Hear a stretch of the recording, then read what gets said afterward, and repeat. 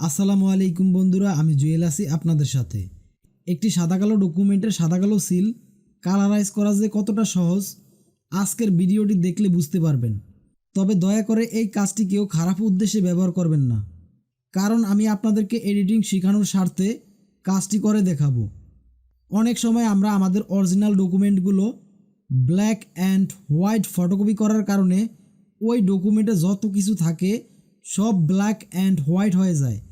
মাঝে মাঝে আমাদের কিছু ডকুমেন্টে কালার সিল দেওয়া প্রয়োজন হয়ে যায়, কিন্তু সেক্ষেত্রে যদি আপনার কাছে ব্ল্যাক অ্যান্ড হোয়াইট ডকুমেন্ট থাকে এবং সেই ডকুমেন্টে যদি ব্ল্যাক অ্যান্ড হোয়াইট সিল থাকে, আপনি চাইলেই সেই ব্ল্যাক অ্যান্ড হোয়াইট ডকুমেন্টের সিল কালারাইজ করে নিতে পারেন।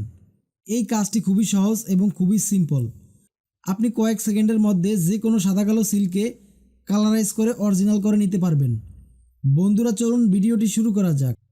বন্ধুরা, দেখতে পাচ্ছেন ফটোশপ সিসি ক্যানভাসে একটি ডকুমেন্ট ওপেন অবস্থায় আছে। এই ডকুমেন্টটি হলো বার্থ সার্টিফিকেট। প্রথমে আমরা এই ডকুমেন্টটিকে জুম করব কিবোর্ড থেকে কন্ট্রোল প্লাস বাটন প্রেস করে। স্ক্রল বার ঘুরিয়ে উপরে যাব, কন্ট্রোল মাইনাস বাটন প্রেস করে জুম আউট করব। এখানে দেখুন ডকুমেন্টের সিলগুলো black and white. Black and white থেকে আমরা ডকুমেন্টের সিলগুলোকে কালারাইজ করব। তার জন্য আমরা প্রথমে ব্যাকগ্রাউন্ড লেয়ারটি সিলেক্ট থাকা অবস্থায় এটির মুড আমরা চেঞ্জ করে নিব। আমরা ইমেজে যাব, মুডে যাব, মুড থেকে আমরা আরজিবি কালার করে নিব। এখানে আপনাদের ডকুমেন্টটি অন্য কোনো মুডে থাকতে পারে, এখান থেকে আরজিবি কালার করে নেবেন। আরজিবি কালার করে নেওয়ার পর ডকুমেন্টটি সিলেক্ট থাকা অবস্থায় ডকুমেন্টটিকে আমরা আরেকটি ডুপ্লিকেট করব। ডকুমেন্টটি সিলেক্ট থাকা অবস্থায় এটিকে ড্র্যাগ করে ক্রিয়েট এ নিউ লেয়ার এই আইকনটির উপরে ছেড়ে দিব, অথবা কিবোর্ড থেকে কন্ট্রোল জে বাটন প্রেস করব। ডুপ্লিকেট লেয়ারটি সিলেক্ট থাকা অবস্থায় আমরা যাব create new fill or adjustment layer. এখানে ক্লিক করে এখান থেকে আমরা যাব কালার ব্যালেন্স। এখানে গিয়ে আমরা ম্যাজেন্টা কালারটিকে -100 করে দিব, সায়ান কালারটিকে আমরা 50 করে দিব, ইয়েলো কালারটিকে আমরা 50 করে দিব। তারপর এখান থেকে আমরা এটিকে ক্লোজ করে দিব। এখানে দেখুন ডকুমেন্টের সিল সহ যত টেক্সট রয়েছে সবগুলো কালারাইজ হয়ে গিয়েছে। এখন আমরা এই কালারকে ইনভার্ট করব।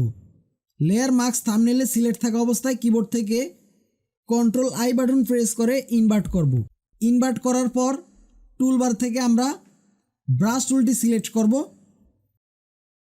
ব্রাশ সেটিংসে যাব, এখান থেকে আমরা সফট রাউন্ড ব্রাশটি ইউজ করব।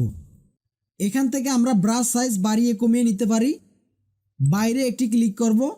ব্রাশ সাইজ আপনারা কিবোর্ড থেকে রাইট ব্র্যাকেট এবং লেফট ব্র্যাকেট প্রেস করে বড় ছোট করতে পারেন। আমরা এতটুকু রাখব। এখান থেকে আমরা অপাসিটি রাখবো 100%, ফ্লো রাখবো 100%। এখানে আমরা ফরগ্রাউন্ড কালার রাখবো হোয়াইট, ব্যাকগ্রাউন্ড কালার রাখবো ব্ল্যাক। তারপর আমরা ব্রাশটিকে সিলের ভিতরে ড্র্যাগ করব। দেখুন আমি করছি।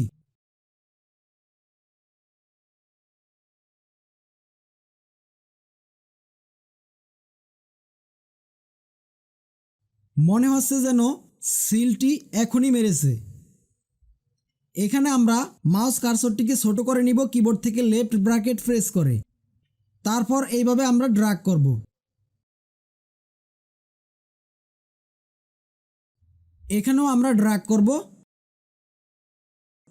এইভাবে আপনারা সাদা কালো সিলকে কালারাইজ করে নিতে পারেন। ডকুমেন্টটিকে আমরা আরেকটু জুম করব কিবোর্ড থেকে কন্ট্রোল প্লাস বাটন প্রেস করে। ব্রাশটি কোনো জায়গায় বেশি ড্র্যাগ হয়ে গেলে আমরা কি করব সেটি এখন দেখব। এখানে আমরা একটু কালার করে নিলাম। এখন আমরা এই কালারটিকে মুছে ফেলব। তার জন্য এখান থেকে আমরা ব্যাকগ্রাউন্ড এবং ফরগ্রাউন্ড কালারটিকে রিভার্স করে দিব। এখানে একটি ক্লিক করব অথবা কিবোর্ড থেকে এক্স বাটন প্রেস করব। তারপর আমরা এইভাবে মুছে ফেলব। এইভাবে আপনারা যে কোনো ডকুমেন্টের সাদা কালো সিলকে কালারাইজ করে নিতে পারেন। ভিডিওটি ভালো লাগলে অবশ্যই লাইকে ক্লিক করবেন এবং আমার চ্যানেলটি সাবস্ক্রাইব করবেন। ভিডিওটি দেখার জন্য ধন্যবাদ।